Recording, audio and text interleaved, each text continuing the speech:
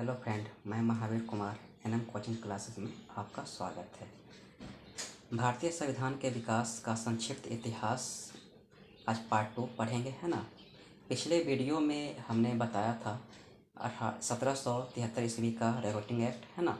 1784 ईस्वी का Pitt's India act, ठीक है। 1786 का अधिनियम और 1813 का चार्टर एक्ट, है ना। तो हमने पिछले वीडियो में बताया था कि कैसे 1773 ईस्वी के रेगुलेटिंग एक्ट में, है ना, कलकत्ता में सुप्रीम कोर्ट, है ना, सर्वोच्च न्यायालय की स्थापना की गई, ठीक है। साथ ही मुख्य न्यायाधीश या एमपी को बनाया गया था, है ना। तो ये सभी वीडियो में हमने जो भी जानकारी दी, है ना, उससे अब आगे बढ़ते हैं, है ना। आज पढ़ेंगे 1833 का चार्टर एक्ट, है ना।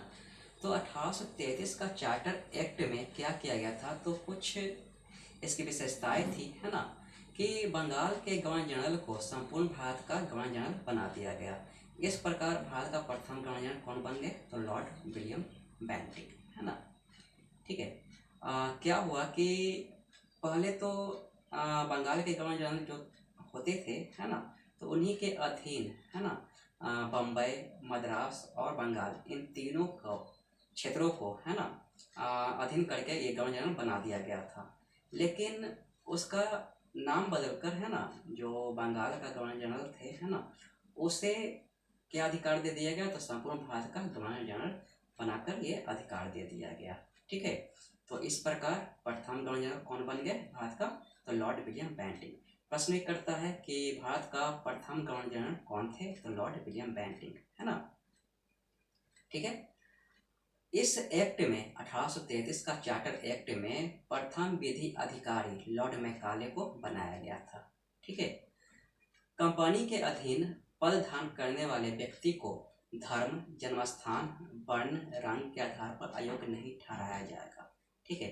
इस एक्ट में यह व्यवस्था की गई थी कि अगर कंपनी के, है ना, अधीन कोई भी पद है ना, और वो धारण करता है, तो उस व्यक्ति को धर्म, जन्मस्थान, वर्ण, रंग आदि के आधार पर उसे अयोग्य नहीं ठहराया जाएगा, ठीक है। जिसमें जो योग्यता होगी उसी के अनुसार उसे पद दिया जाएगा, ठीक है।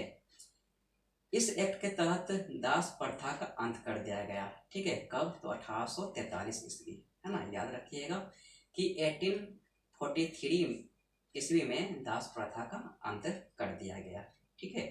साथ ही इस एक्ट के तहत केंद्रीय शासन प्रणाली की शुरुआत की गई थी, ठीक है।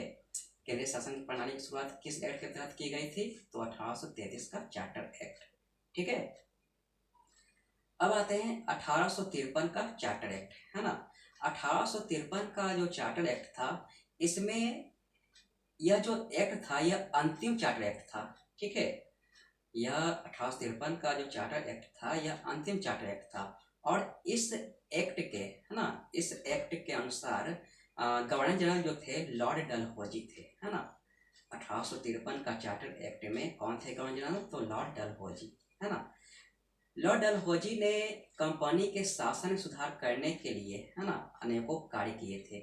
सबसे पहले तो इन्होंने क्या किया कि विधायी और प्रशासनिक कार्यों को अलग कर विधि निर्माण के लिए 12 सदस्य, है ना, 12 सदस्य विधान परिषद का गठन किया, ठीक है। साथ ही संपूर्ण भारत के लिए एक विधान मंडल की स्थापना की गई, ठीक है। डलहौजी ने क्या किया कि कंपनी के कर्मचारियों की नियुक्ति के लिए, है ना, लॉर्ड डलहौजी कंपनी के कर्मचारियों की नियुक्ति के लिए प्रतियोगी परीक्षा के आधार पर, है ना, कर्मचारियों की नियुक्ति करने लगे थे, ठीक है। पहले क्या होता था कि नामजदगी होती थी, ठीक है, उसी को कर्मचारी के रूप में लिया जाता था। लेकिन लॉर्ड डलहौजी ने क्या किया कि उसे खत्म करके, है ना, प्रतियोगी परीक्षा के आधार पर कर्मचारियों को लेने लगे, ठीक है। बंगाल के लिए एक नए लेफ्टिनेंट की नियुक्ति की गई, है ना। इसलिए की गई क्योंकि भारत का गवर्नर जनरल बना दिया गया था, है ना। पहले तो बंगाल के गवर्नर होते थे, लेकिन प्रांतों में, है ना, प्रांतों में लेफ्टिनेंट की नियुक्ति के लिए, है ना, ये व्यवस्था की गई थी। और सबसे पहले जो है बंगाल में ही एक नए लेफ्टिनेंट की नियुक्ति की गई थी, ठीक है, याद रखिएगा कि सबसे पहले बंगाल में ही एक नए लेफ्टिनेंट की नियुक्ति की गई थी। ठीक है, 1858 का अधिनियम है ना, 1858 का अधिनियम में इसमें क्या किया गया था कि 1784 का ब्रिटिश इंडिया एक्ट जो आया हुआ था है ना, 1784 का ब्रिटिश इंडिया एक्ट के बारे में बताए थे है ना, कि उसमें द्वैध शासन की स्थापना की गई थी है ना, कंपनी और संसदीय बोर्ड दोनों मिलकर शासन करते थे। ठीक है, लेकिन उस द्वैध शासन को इस 1858 के अधिनियम के तहत इसे समाप्त कर दिया गया। ठीक है, साथ ही इसे समाप्त कर है ना ब्रिटिश सम्राट के हाथों में सौंप दिया गया था। ठीक है, जो द्वैध शासन जो समाप्त करके कहाँ पे, तो ब्रिटिश सम्राट के हाथों में सौंप दिया था। बोर्ड ऑफ डायरेक्टर्स और बोर्ड ऑफ कंट्रोल को समाप्त किया गया है ना, और ये दोनों जो है वह 1784 के ब्रिटिश इंडिया एक्ट में ही शुरुआत की गई थी है ना, निर्माण किया गया था। ठीक है, द्वैध शासन और बोर्ड ऑफ डायरेक्टर और बोर्ड ऑफ कंट्रोल, ये भी बताए थे कि बोर्ड ऑफ डायरेक्टर जो थे वह व्यापारिक मामलों के लिए और बोर्ड ऑफ कंट्रोल जो थे वह राजनीतिक मामलों के लिए। ठीक है, तो इसे समाप्त कर दिया गया। ब्रिटिश काउंसिल में एक भारत के राज सचिव की नियुक्ति की गई। यह ब्रिटिश संसद के प्रति उत्तरदायी था। ठीक है, ब्रिटिश काउंसिल है ना, जैसे इंडियन काउंसिल एक्ट है ना, इंडियन काउंसिल एक्ट यानी कि भारत शासन अधिनियम, उसी प्रकार ब्रिटिश काउंसिल में क्या किया गया था है ना, कि भारत के राज सचिव की नियुक्ति की गई और उसे ब्रिटिश संसद के प्रति उत्तरदायी बनाया गया है ना, और इसकी सहायता के लिए 15 सदस्य है ना, 15 सदस्यीय एक टीम का गठन किया गया है ना, जिसे भारत परिषद कहा जाता था। इसमें 8 ब्रिटिश और 7 कंपनी के सदस्य हुआ करते थे। ठीक है, मुगल साम्राज्य का पद समाप्त कर दिया गया है ना। मुगल साम्राज्य का पद इसलिए समाप्त कर दिया गया क्योंकि 1857 की का जो विरोध हुआ था है ना, 1857 की जो क्रांति हुई थी है ना, तो इस क्रांति से अंग्रेजों ने बहुत कुछ सीखा है ना, और फिर से ऐसा विरोध न हो है ना, तो इस एक्ट लाए और अधिनियम भी बनाए है ना, और कुछ चेंजिंग भी किए है ना, जिसमें से सबसे पहले मुगल साम्राज्य का पद समाप्त कर दिया गया क्योंकि बहादुर शाह जफर है ना, बहादुर शाह जफर जब वहाँ पे सेना दिल्ली जाकर और उन्हें कैद से छुड़ाया था है ना, तो उसका नेतृत्व भी किए थे है ना। ठीक है, तो इसीलिए मुगल साम्राज्य का पद समाप्त कर है ना बहादुर शाह जफर को रंगनू भेज दिया गया था, जहाँ पे उनकी मृत्यु हो गई थी। ठीक है, तो भारत के अगले पॉइंट पर चलते हैं ना। भारत के गवर्नर जनरल का नाम बदलकर वायसराय कर दिया गया है ना। क्या किया गया कि भारत का जो गवर्नर जनरल का जो पद था है ना, उसे सिर्फ नाम चेंज कर दिया गया है ना, और वायसराय रख दिया गया। और इस अधिनियम के तहत 1858 के अधिनियम के तहत है ना, अंतिम गवर्नर जनरल है ना लॉर्ड कैनिंग और प्रथम वायसराय लॉर्ड कैनिंग ही थे है ना। यानी कि कहा जा सकता है कि जब गवर्नर जनरल का नाम बदल दिया गया है ना, तो गवर्नर जनरल तो लॉर्ड कैनिंग थे ही है ना, लेकिन जैसे ही वायसराय का नाम आया है ना, गवर्नर जनरल का नाम बदलकर, तो लॉर्ड कैनिंग वायसराय बने। ठीक है, तो याद रखिएगा, इससे भी प्रश्न आता है, बहुत बार आया है ना। प्रश्न करेगा कि भारत का अंतिम गवर्नर जनरल और प्रथम वायसराय कौन थे, तो लॉर्ड कैनिंग थे। ठीक है, 1861 का अधिनियम।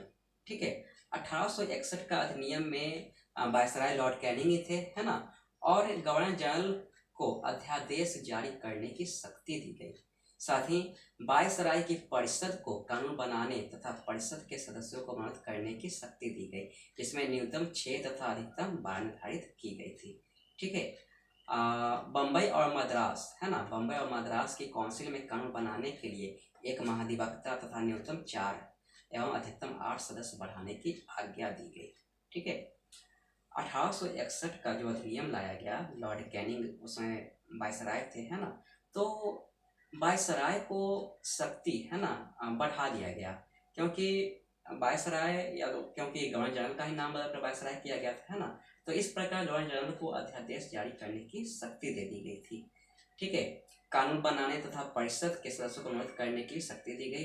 ठीक है, जिसमें से न्यूनतम 6 और अधिकतम 12 ही निर्धारित की गई थी। ठीक है, बम्बई और मद्रास, ठीक है, बम्बई और मद्रास की सरकार ने क्या किया कि काउंसिल में कानून बनाने के लिए एक महाधिवक्ता तथा न्यूनतम 4 एवं अधिकतम 8 सदस्य बढ़ाने की आज्ञा ले ली थी। ठीक है, आते हैं 1873 ईस्वी का अधिनियम, है ना।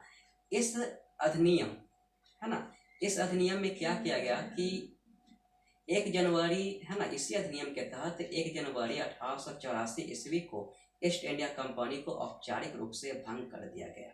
ठीक है, 1876 का अधिनियम, है ना, 1876 का अधिनियम को शाही उपाधि अधिनियम भी कहा जाता है, क्योंकि भारत की साम्राज्ञी, है ना, किसे घोषित किया गया, तो महारानी विक्टोरिया को। ठीक है, कब घोषित किया गया, तो 28 अप्रैल, है ना, सॉरी 28 अप्रैल 1876 को, है ना, महारानी विक्टोरिया को भारत की साम्राज्ञी घोषित किया गया था। ठीक है, साथ ही महारानी विक्टोरिया को केसर-ए-हिंद की उपाधि, है ना, कब दिया गया, तो 1 जनवरी 1877 ईस्वी को केसर-ए-हिंद की उपाधि दिया गया था। तो याद रखिएगा, है ना, कि भारत की साम्राज्ञी, है ना, महारानी विक्टोरिया को, है ना, कब घोषित किया गया था, तो 28 अप्रैल 1876 ईस्वी को, और महारानी विक्टोरिया को केसर-ए-हिंद की उपाधि कब दिया गया, है ना, तो 1 जनवरी 1877 ईस्वी को। ठीक है, साथ ही 1876 के अधिनियम के अनुसार, है ना, गवर्नर जनरल की कार्यकारिणी परिषद में, है ना, 6ठा सदस्य नियुक्त किया गया, है ना। यह 6ठा सदस्य लोक निर्माण के लिए लाया गया था। ठीक है, तो ये सभी पॉइंट जो है बहुत ही इंपॉर्टेंट है ना। एक बार फिर से इसे देख लीजिएगा, है ना। ठीक है, धन्यवाद।